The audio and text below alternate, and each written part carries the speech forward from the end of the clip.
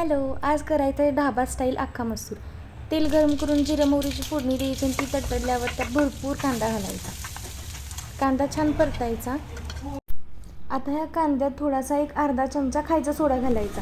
आता ह्या कांद्याचा कलर बदलला आहे, आपण 2 चमचे लाल तिखट घालायचं आहे. चवीनुसार मीठ पण घालून घ्यायचं आणि हे चांगलं मिक्स करून घ्यायचं. हे चांगलं परतायचं व्यवस्थित आणि ह्यात शिजवलेला अख्खा मसूर घालायचा. अख्खा मसूरला मी 3 ते 4 शिट्ट्या देऊन हे व्यवस्थित गीर शिजवून घेतले आणि थोडंसं पाणी घालायचं आपल्याला आणि झाकण लावून व्यवस्थित शिजवू द्यायचं ते.